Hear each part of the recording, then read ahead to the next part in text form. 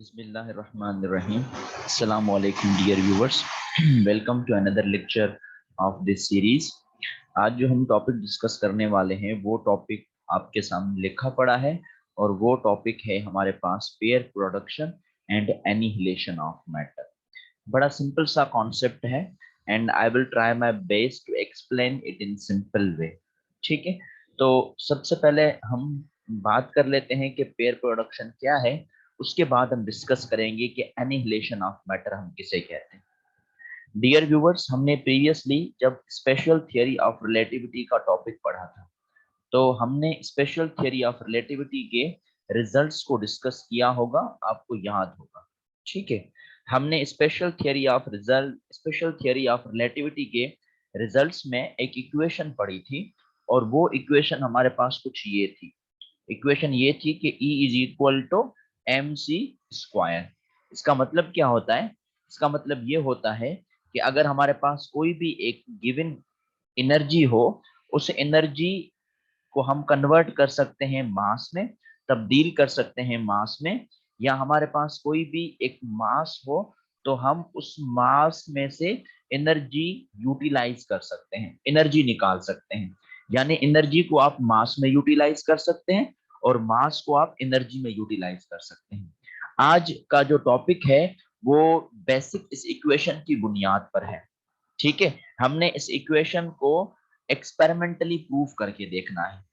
याद रखिएगा, ये E is equal to mc² कोई मैक्रोस्कोपिक लेवल पर नहीं है। मतलब मैं ऐसे नहीं कह सकता कि मैं बंदा हूं और मेरा कोई मास है तो मैं खुद को एनर्जी में कन्वर्ट कर दूं, ऐसा नहीं होगा। ठीक है, तो इसके एक्सपेरिमेंटली दो प्रूफ थे और वो हमारे पास दो प्रोसेस थे, एक पेयर प्रोडक्शन था, दूसरा एनिहिलेशन ऑफ मैटर था। तो सबसे पहले हम बात करेंगे पेयर प्रोडक्शन के ऊपर, उसके बाद हम बात करेंगे एनिहिलेशन ऑफ मैटर के बारे में। चलें, so I have to erase this one. ये थोड़ा सा मैं आपको कॉन्सेप्ट दे रहा था कि इसका बेसिक मतलब है क्या। अच्छा डियर व्यूअर्स, पेयर प्रोडक्शन का एक दूसरा नाम है, मैं कुछ इंपॉर्टेंट पॉइंट्स पहले बता देता हूं, फिर हम उसकी एक्सप्लेनेशन की तरफ भी जाएंगे।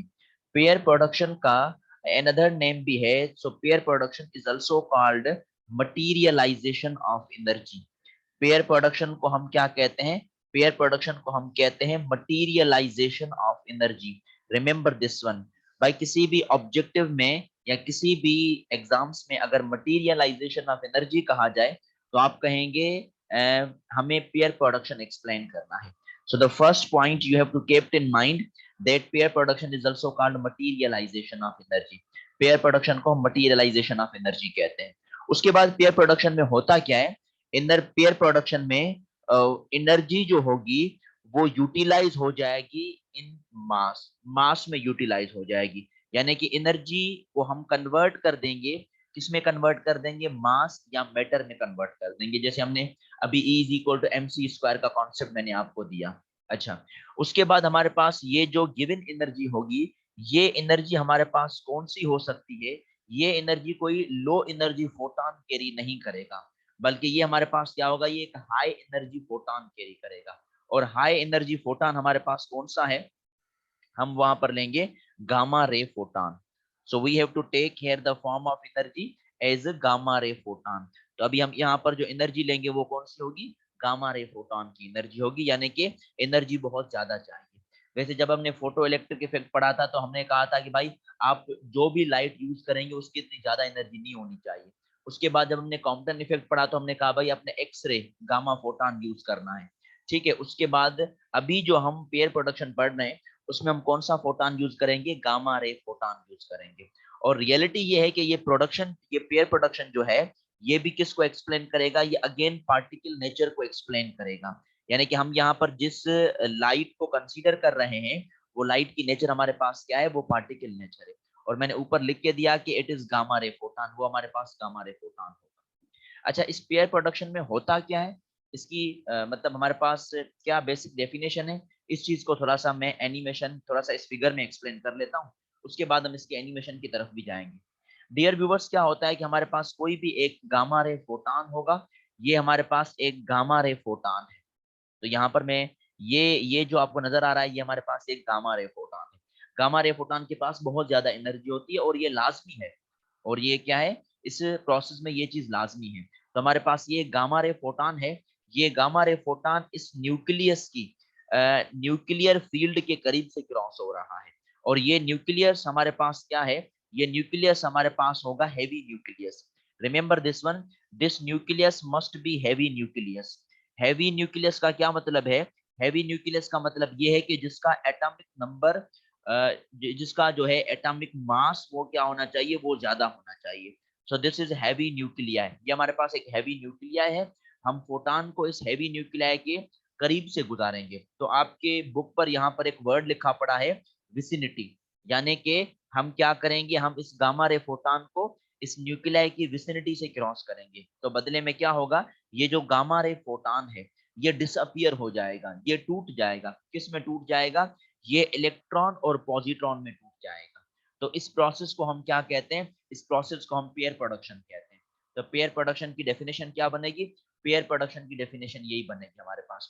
क्या होगा, when gamma ray photon is passing from the vicinity of heavy nucleus, जब गामा रे फोटॉन पास करेगा हैवी न्यूक्लियस की विसिनिटी के साथ, तो it disappears into electron and positron. तो ये इलेक्ट्रॉन और पॉजिट्रॉन में क्या हो जाएगा, डिसअपियर हो जाएगा। तो ये बेसिक सी फॉर्मेशन हमारे पास कहलवाती है पेयर प्रोडक्शन की, कि दर हकीकत हमारे पास पेयर प्रोडक्शन होता क्या है। आई होप कि आपको यहाँ पर ये चीज जो है वो समझ आ गई होगी। अब डियर व्यूअर्स, हम थोड़ा सा जो है इसकी एक्सप्लेनेशन की तरफ चलते हैं। मैं एनिमेशन आपके सामने शेयर करूंगा, उस एनिमेशन में आई होप कि आपको क्लियर हो जाएगा कि दर हकीकत इस पेयर प्रोडक्शन में होता क्या है। उसके बाद हम इसको जो है ना फर्दर भी सिंप्लीफाई करेंगे। तो चलें हम इसकी थोड़ा सा एक्सप्लेनेशन की तरफ चलते हैं। ये हमारे पास इसकी एक्सप्लेनेशन है। डियर व्यूवर्स, इसकी एक्सप्लेनेशन में हमारे पास ये है कि ये हमारे पास कोई भी एक न्यूक्लियस है, और ये हमारे पास कौन सा एक हैवी न्यूक्लियस है। उस हैवी न्यूक्लियस के विसिनिटी से एक गामा रे फोटॉन क्रॉस कर रहा है। ये गामा रे फोटॉन है जो इससे आके क्रॉस कर रहा है। तो बदले में क्या, वो इलेक्ट्रॉन, और दूसरा हमारे पास क्या, दूसरा हमारे पास पॉजिट्रॉन। तो गामा रे फोटॉन आ रहा है, आप देख रहे हैं इस एनिमेशन के अंदर, और वो इलेक्ट्रॉन और पॉजिट्रॉन में टूट रहा है, पॉजिट्रॉन में जो है वो डिवाइड हो रहा है। तो इस प्रोसेस को हम क्या कहते हैं, इस प्रोसेस को हम जो है वो कहते हैं पेयर प्रोडक्शन। सो आई होप कि आपको समझ आ गया होगा पेयर प्रोडक्शन में क्या होने वाला है। तो चलें अब हम इसको जो है वो व्हाइट बोर्ड की तरफ लेके चलते हैं, ताकि आपको ये मोर सिंप्लीफाइड की तरफ आ जाए। हमने डियर व्यूवर्स क्या देखा, हमने ये देखा कि हमारे पास एक गामा रे फोटॉन आएगा। तो ये एक गामा रे फोटॉन है, ठीक है। यहाँ पर मैं लिख लेता हूँ, इस गामा रे फोटॉन की कोई ना कोई एक एनर्जी होगी, उसकी इक्वेशन भी लिख लेते हैं। ये गामा रे फोटॉन होगा, so this one is gamma ray photon. इस गामा रे फोटॉन की एनर्जी क्या है हमें पता है, हम एनर्जी ऑफ फोटॉन पढ़ चुके हैं कि फोटॉन की एनर्जी किसके बराबर होती है, एच न्यू के बराबर होती है। एच प्लैंक्स कांस्टेंट है और न्यू फ्रीक्वेंसी है। तो ये क्या करेगा, ये हैवी न्यूक्लियस की विसिनिटी से क्रॉस होगा, ये हैवी न्यूक्लियस की विसिनिटी से क्रॉस होगा। जब ये विसिनिटी से क्रॉस होगा, तो बदले में इट डिसअपियर्स, ये टूट जाएगा, डिसअपियर हो जाएगा। किसमें डिसअपियर हो जाएगा, एक इलेक्ट्रॉन में डिसअपियर हो जाएगा, एक पॉजिट्रॉन में डिसअपियर हो जाएगा। तो ये इलेक्ट्रॉन में डिसअपियर हुआ कुछ इस तरीके के साथ, और ये पॉजिट्रॉन में डिसअपियर हो गया। अब इलेक्ट्रॉन का मास क्या है, चार्ज क्या है, ये कांस्टेंट टर्म से इनको आपने ध्यान में रखना होगा, ठीक है। अगर इलेक्ट्रॉन के मास पर आएंगे, मास ऑफ इलेक्ट्रॉन, तो मास ऑफ इलेक्ट्रॉन कितना होता है, 9.3 इंटू 10⁻³ kg। और अगर मैं चार्ज ऑफ इलेक्ट्रॉन पूछूं, तो चार्ज ऑफ इलेक्ट्रॉन कितनी होती है, -1.6 इंटू 10⁻19 कूलम, ठीक है। और ये जो पॉजिट्रॉन है, ये जो पॉजिट्रॉन मैंने ई के ऊपर पॉजिटिव की सिंबल दे दी है, ये पॉजिट्रॉन कहलवाता है एंटी इलेक्ट्रॉन। ये पॉजिट्रॉन क्या कहलवाता है, एंटी इलेक्ट्रॉन, या आप इसको एंटी पार्टिकल ऑफ इलेक्ट्रॉन भी कह सकते हैं। इलेक्ट्रॉन का ये क्या है, एंटी पार्टिकल है, यानी अपोजिट वाला पार्टिकल। अब ये अपोजिट किस सेंस में है, ये अपोजिट एंगुलर मोमेंटम में भी होता है, ये अपोजिट चार्ज में भी होता है। तो पहले मैं चार्ज पढ़ाता हूँ, उसके बाद हम एंगुलर मोमेंटम पर भी आते हैं। ये जो इलेक्ट्रॉन है इसका मास क्या, ये जो पॉजिट्रॉन है इसका मास क्या होगा, same as that of electron. याद रखिएगा, पॉजिट्रॉन का मास और इलेक्ट्रॉन का मास सेम है। तो यहाँ पर मैं लिख लेता हूँ 9.3 इंटू 10⁻31 kg। इस पर जो चार्ज होगी वो पॉजिटिव होगी, लेकिन मैग्नीट्यूड सेम होगा, और वो कितनी होगी, 1.6 इंटू 10⁻19 कूलम। यानी कि it has having the same mass as that of electron, but it has opposite charge. इसका जो चार्ज होगी वो क्या होगी, अपोजिट होगी। इस पॉजिट्रॉन को डियर व्यूअर्स हम क्या कहते हैं, इस पॉजिट्रॉन को एंटी पार्टिकल ऑफ इलेक्ट्रॉन कहते हैं। ठीक है, तो अगर ऑब्जेक्टिव में आपसे पूछा जाए कि anti particle of electron is, electron का एंटी पार्टिकल क्या है, तो इलेक्ट्रॉन का एंटी पार्टिकल हमारे पास क्या है, इलेक्ट्रॉन का एंटी पार्टिकल हमारे पास पॉजिट्रॉन बनता है। इसी तरीके के साथ प्रोटॉन का भी एंटी पार्टिकल बनता है जिसको हम एंटी प्रोटॉन कहते हैं। ठीक है, तो ये एंटी पार्टिकल्स बनते हैं। अब यहाँ से ये एंटी पार्टिकल्स का भी कॉन्सेप्ट हमें मिलता है, ये पॉल डायरेक, यहाँ पर मैं लिख लेता हूँ, पॉल डायरेक एक साइंटिस्ट था जिसने इस पॉजिट्रॉन का कॉन्सेप्ट दिया था कि this one is anti particle of electron. ठीक है, अब ये जो एंटी पार्टिकल होते हैं दर हकीकत ये एंटी मैटर से निकलते हैं। ये किससे निकलते हैं, एंटी मैटर से। एंटी मैटर का क्या मतलब है कि भाई अगर इस कायनात के अंदर जितना भी मैटर है तो उसके अपोजिट सेंस में कोई ना कोई चीज होने वाली है। जैसे इलेक्ट्रॉन को हमने अभी तक तो इलेक्ट्रॉन ही पढ़ा था, लेकिन आई थिंक ये कोई 19 जो है वो 28 की बात है जब पॉल डायरेक ने कॉन्सेप्ट दिया था पॉजिट्रॉन का। देखिए इलेक्ट्रॉन तो जो है वो डिस्कवर किया था जे जे थॉमसन ने, और ये कोई तकरीबन 100 साल पहले की बात थी। ठीक है, तो उसके बाद हमारे पास कॉन्सेप्ट किसका आया, उसके बाद हमारे पास पॉजिट्रॉन का कॉन्सेप्ट आया 1928 में। तो ये एंटी मैटर का कॉन्सेप्ट दिया गया था दर हकीकत, तो वहीं से कहा गया था कि अगर पार्टिकल हैं तो उनके एंटी पार्टिकल भी बनेंगे। तो उनका एंटी पार्टिकल हमारे पास इलेक्ट्रॉन का यहाँ पर क्या है, पॉजिट्रॉन है। तो ये कुछ कांस्टेंट हम आपको ध्यान में रखने पड़ेंगे। यहाँ पर मैंने बता दिया है energy of gamma ray photon, ये mass of electron, charge of electron, mass of positron and charge of positron. I hope कि आपको समझ आ गया होगा कि दर हकीकत पेयर प्रोडक्शन होता क्या है और पेयर प्रोडक्शन में ये चीजें क्या होती हैं। अब आप इसको जल्दी से जो है वो स्क्रीनशॉट ले लें, मैं इसको क्लियर ऑल ड्राइंग्स करूंगा, उसके बाद हम इसके कुछ कंजर्वेशन प्रिंसिपल को डिस्कस करेंगे। चलें dear viewers, so I have to clear this one, मुझे इसको क्लियर करना पड़ेगा। अच्छा, चलें हम बात कर लेते हैं उसी सेम फिगर आउट की। हमने क्या कहा था कि एक फोटॉन आएगा, वो हैवी न्यूक्लियस की विसिनिटी से क्रॉस होगा, तो वो टूट जाएगा, किस में टूट जाएगा, एक इलेक्ट्रॉन में टूट जाएगा, दूसरा पॉजिट्रॉन में टूट जाएगा। अब ये जो प्रोसेस हो रहा है जिसमें गामा रे फोटॉन इलेक्ट्रॉन और पॉजिट्रॉन में टूट रहा है, इसमें हो क्या रहा है, दर हकीकत फोटॉन है, तो फोटॉन हमारे पास क्या होता है, फोटॉन तो हमारे पास एक एनर्जी है। ठीक है, और ये जो इलेक्ट्रॉन है और पॉजिट्रॉन है ये हमारे पास क्या है, ये हमारे पास मासेस है। तो वो मैंने आपको थ्योरी में पहले ही बता दिया था कि energy is going to be utilised in mass. तो एनर्जी यहाँ पर यूटिलाइज हो रही है किसमें, मास में यूटिलाइज हो रही है। ठीक है, तो ये फॉर्मेशन याद रखिएगा। अच्छा, उसके बाद जब ये प्रोसेस होता है तो यहाँ पर कुछ कंजर्वेशन लॉज इस्तेमाल होते हैं, कंजर्वेशन लॉस। तो यहाँ पर मैं कंजर्वेशन लॉस का कॉन्सेप्ट आपको दे देता हूँ, कंजर्वेशन लॉस। ठीक है, तो यहाँ पर कंजर्वेशन लॉस दर हकीकत एप्लीकेबल होते हैं। जो पहला कंजर्वेशन लॉ होता है उसे हम क्या कहते हैं, conservation of charge. The first law it appears is named as conservation of charge. तो यहाँ पर जो पहला कंजर्वेशन लॉ होगा उसे कंजर्वेशन ऑफ चार्ज कहेंगे। कंजर्वेशन ऑफ चार्ज क्या कहता है कि भाई जो है वो पेयर प्रोडक्शन से पहले वाली चार्ज और पेयर प्रोडक्शन के बाद वाली चार्ज दोनों सेम है। तो अब अगर मैं इसको इक्वेशन में लिखूं तो मैं लिखूंगा ये गामा रे फोटॉन है, और ये जो है ये टूट रहा है एक इलेक्ट्रॉन में और दूसरा किस में, पॉजिट्रॉन में, उसके एंटी पार्टिकल में। अब गामा रे फोटॉन की चार्ज क्या है, 0। ठीक है, और इलेक्ट्रॉन की अकॉर्डिंग टू एलिमेंट्री चार्ज लिखूं तो मैं वो -1 के बराबर होगी, और पॉजिट्रॉन की कितनी होती है, +1।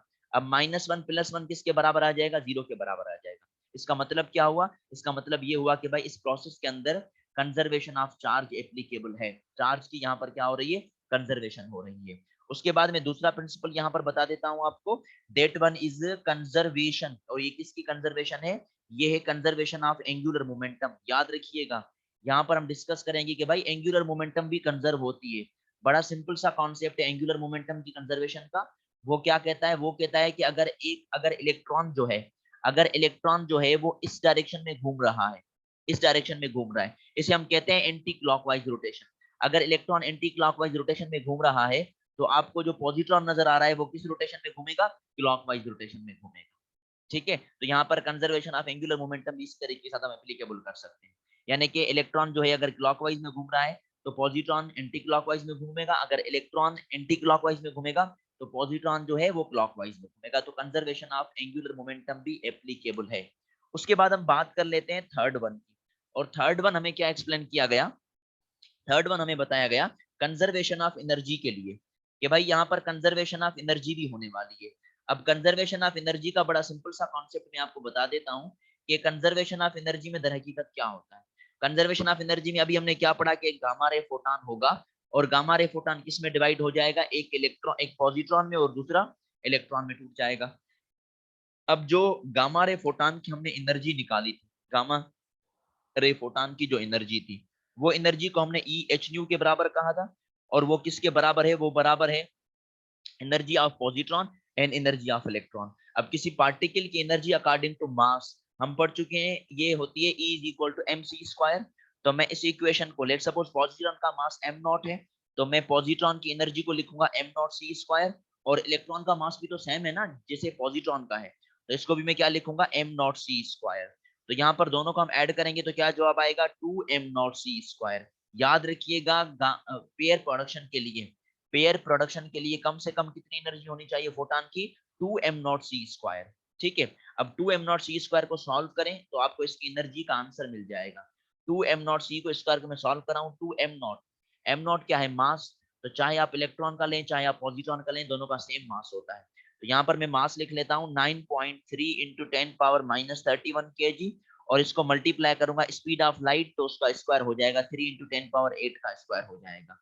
डियर व्यूवर्स, हम इसको सॉल्व करेंगे लेकिन ये जूल्स में मिलेगी तो बिल्कुल कम मिलेगी, तो हम इसको कन्वर्ट करेंगे किसमें, इसको हम कन्वर्ट करेंगे इलेक्ट्रॉन वोल्ट में। और जूल्स को इलेक्ट्रॉन वोल्ट में कैसे कन्वर्ट करते हैं, तो मैं इसको डिवाइड करूंगा किसके साथ, 1.6 इंटू 10 पावर माइनस 19 के साथ, तो ये कन्वर्ट हो जाएगा इलेक्ट्रॉन वोल्ट्स में। और हमें जो इसकी एनर्जी मिल रही है वो कितनी मिल रही है, वो मिल रही है 1.02 मेगा इलेक्ट्रॉन वोल्ट। यानी कि अगर मुझे पेयर प्रोडक्शन करनी है जिसमें इलेक्ट्रॉन और पॉजिट्रॉन बनेंगे, तो मुझे कम से कम कितनी एनर्जी देनी पड़ेगी, मुझे कम से कम 1.02 मेगा इलेक्ट्रॉन वोल्ट की एनर्जी देनी पड़ेगी। यानी ऐसे समझ लें कि पॉजिट्रॉन की जो एनर्जी है, पॉजिट्रॉन की रेस्ट मास एनर्जी, पॉजिट्रॉन की रेस्ट मास एनर्जी किसके बराबर है, वो है 0.51 मेगा इलेक्ट्रॉन वोल्ट। ठीक है, और इलेक्ट्रॉन की कितनी है, इलेक्ट्रॉन की भी सेम है 0.51 मेगा इलेक्ट्रॉन वोल्ट। और फोटॉन की क्या होगी, जब हम दोनों को ऐड करेंगे, so we got 1.02 mega electron volt. यानी कि अगर मुझे पेयर प्रोडक्शन करना पड़ेगा तो मैं कौन सा फोटॉन लूंगा जिसकी कम से कम एनर्जी कितनी होनी चाहिए, 1.02 मेगा इलेक्ट्रॉन वोल्ट। अगेन यहाँ पर याद रखिएगा मैं वर्ड यूज कर रहा हूँ कम से कम, तो कम से कम जो एनर्जी होगी उस फोटॉन की वो कितनी होगी, वो होगी 1.02 मेगा इलेक्ट्रॉन वोल्ट। यानी कि अगर इससे हम कम एनर्जी देंगे तो पेयर प्रोडक्शन नहीं हो सकती। इस रीजन की वजह से हमने यहाँ पर गामा रे फोटॉन यूज किया था। हमने यहाँ पर कोई विजिबल फोटॉन यूज नहीं किया, हमने यहाँ पर यूवी फोटॉन यूज नहीं किया, हमने जो है यहाँ पर एक्स रे फोटॉन यूज नहीं किया। क्यों, क्योंकि उनके पास इतनी एनर्जी नहीं होती। तो पेयर प्रोडक्शन के लिए कम से कम 1.02 मेगा इलेक्ट्रॉन वोल्ट की एनर्जी की नीड होती है। तो यहाँ पर मैं ई मिनिमम लिख लेता हूँ, कम से कम एनर्जी 1.02 मेगा इलेक्ट्रॉन वोल्ट। सवाल ये है कि सर अगर इससे ज्यादा एनर्जी हो तब क्या होगा, अब उस चीज को थोड़ा सा एक्सप्लेन कर लेता हूं मैं यहाँ पर। अगर आप में से कोई इसका स्क्रीनशॉट लेना चाहे तो स्क्रीनशॉट ले ले। I have to clear this one, मैं इसको क्लियर ड्रांस करूंगा, उसके बाद हम आएंगे इसके बेसिक कॉन्सेप्ट के ऊपर। चलें, so dear viewers, I have to clear this one, मैं इसको क्लियर करूंगा। अच्छा, अगर हम इससे ज्यादा एनर्जी देंगे तो क्या होगा, if the energy is greater than 1.02 mega electron volt, तो हम इसको इक्वेशन के हिसाब से लिखेंगे। इक्वेशन के हिसाब से लिखेंगे, कैसे लिखेंगे, बड़ा सिंपल सा कॉन्सेप्ट है इसकी इक्वेशन का, कि एक गामा रे फोटॉन होगा और उसकी कोई ना कोई एक एनर्जी होगी। तो गामा रे फोटॉन की एनर्जी हमारे पास एच न्यू के बराबर है, तो वो किसके बराबर है, वो एक इलेक्ट्रॉन और पॉजिट्रॉन की एनर्जी के बराबर है। तो यहाँ पर इलेक्ट्रॉन और पॉजिट्रॉन की दोनों की सेम एनर्जी है, तो मैं दोनों को ऐड कर दूंगा, we got 2m nought C square. अगर इससे ज्यादा एनर्जी हो तो बाकी जो एनर्जी होगी वो किस में कन्वर्ट हो जाएगी, वो कन्वर्ट हो जाएगी काइनेटिक एनर्जी ऑफ इलेक्ट्रॉन, और दूसरा किस में कन्वर्ट हो जाएगी, काइनेटिक एनर्जी ऑफ पॉजिट्रॉन।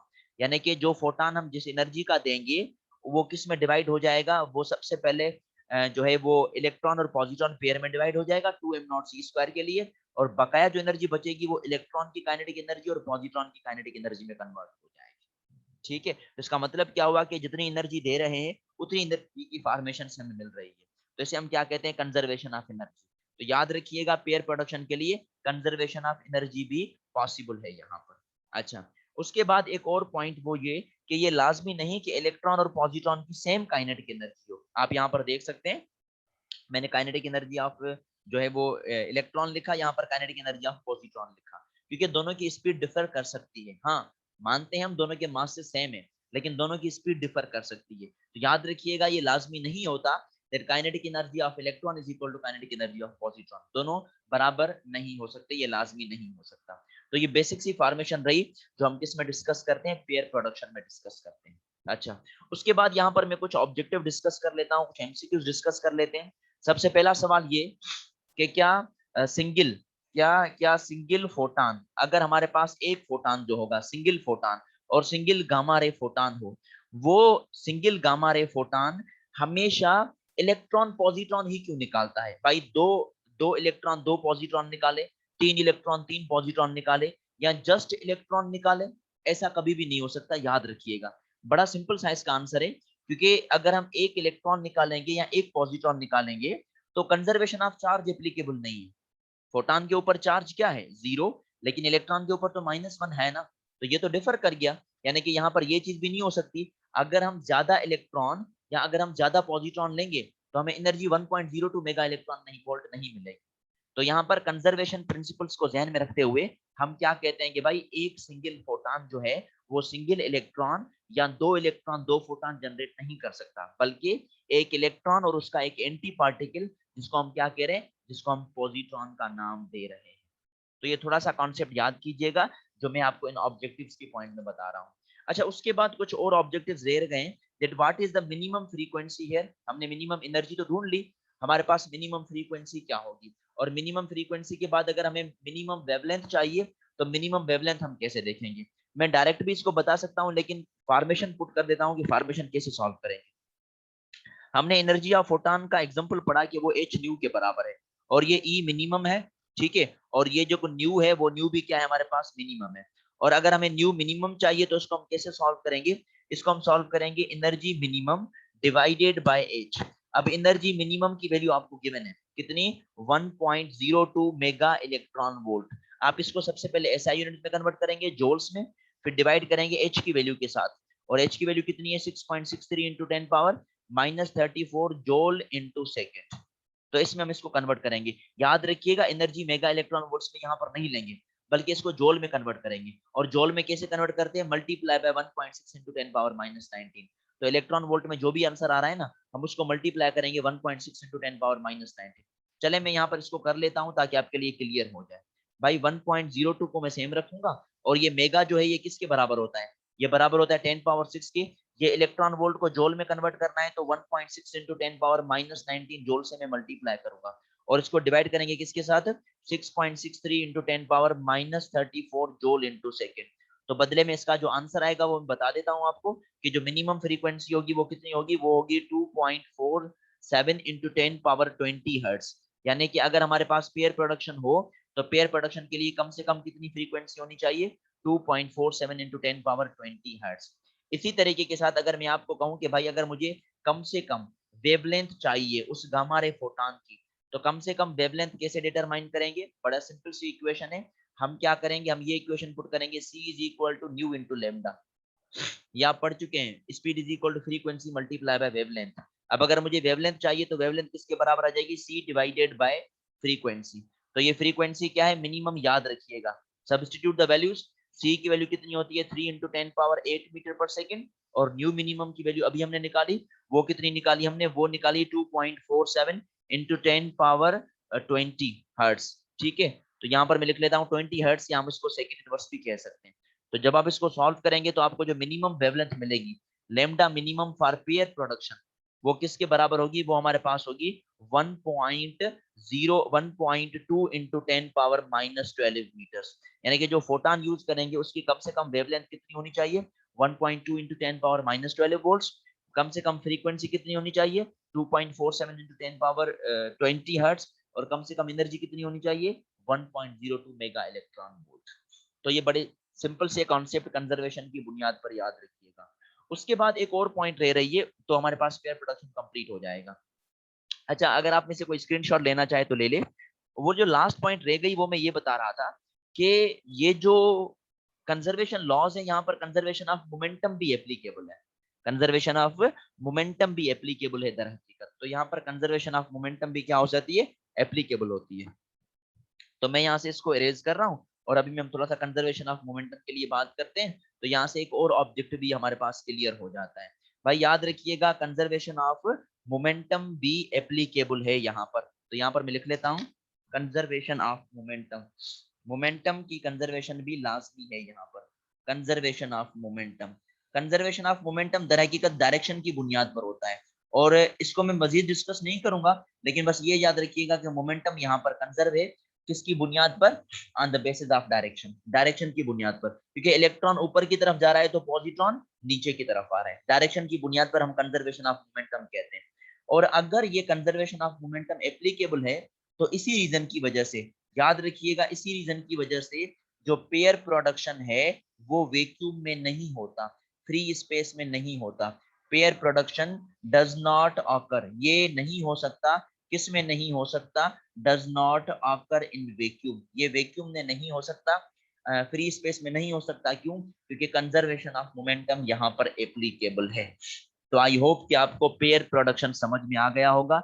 मैंने जो है वो मोर सिंप्लीफाइड फॉर्म में ये सारी चीजें एक्सप्लेन कर दी हैं, और आई होप कि आपको ये चीज क्लियर हो गई हो। और अगर आपका कोई क्वेश्चन है तो आप कमेंट सेक्शन में पूछ सकते हैं। बात करते हैं हम इसी के अंदर ही नेक्स्ट टॉपिक की, that is called annihilation of matter. ठीक है, तो I have to clear this one. आप में से अगर इसको कोई नोट डाउन करना चाहे तो वो नोट डाउन कर ले, हम इसको जो है वो फर्दर सिंप्लीफाई कर देते हैं।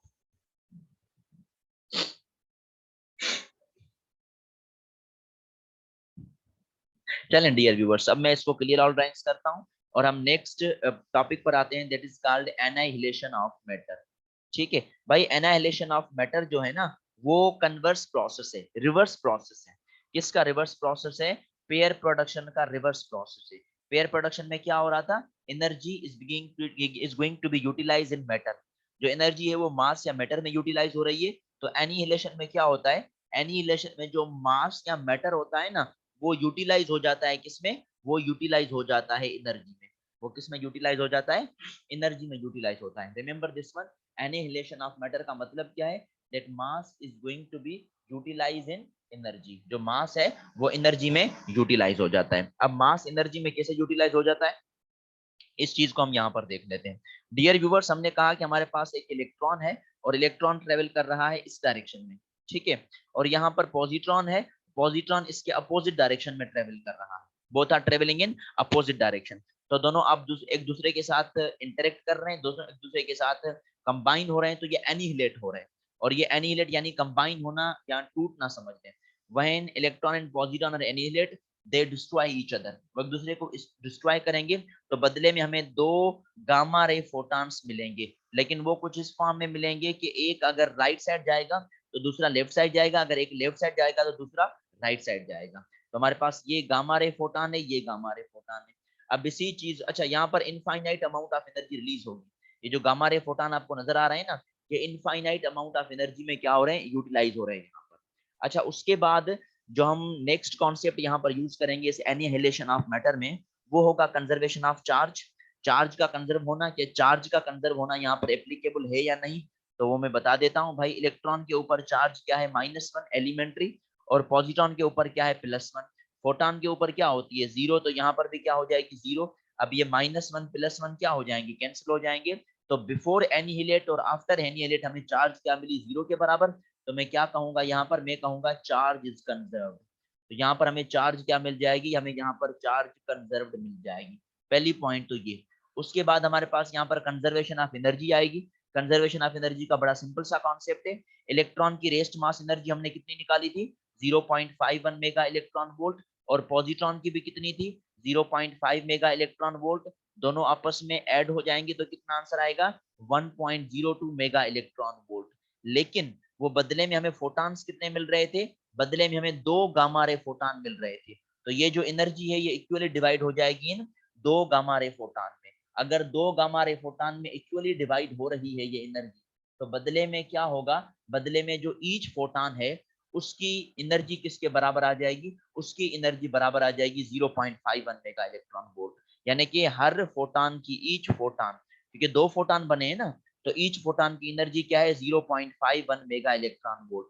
तो आप कहेंगे this energy is equivalent to rest mass energy of particle, चाहे फिर वो इलेक्ट्रॉन हो चाहे फिर वो पॉजिट्रॉन ही क्यों ना हो। तो एनिहिलेशन ऑफ मैटर हम इसे कहते हैं। तो चार्ज भी कंजर्व है, एनर्जी भी कंजर्व है और मोमेंटम भी कंजर्व है। मोमेंटम क्यों कंजर्व है? बड़ा सिंपल सा एक्सपेरिमेंट है भाई, इलेक्ट्रॉन नीचे की तरफ आ रहा है तो पॉजिट्रॉन ऊपर की तरफ जा रहा है, ठीक है, दोनों की इनिशियल मोमेंटम कैंसिल हो जाएगी तो जीरो। फोटॉन इस साइड जा रहा है तो एक फोटॉन इस साइड जा रहा है, तो बदले में इन दोनों की मोमेंटम भी क्या हो जाएगी? कैंसिल हो जाएगी। तो याद रखिएगा conservation laws are also applicable है, कंजर्वेशन लॉ यहाँ पर एप्लीकेबल है।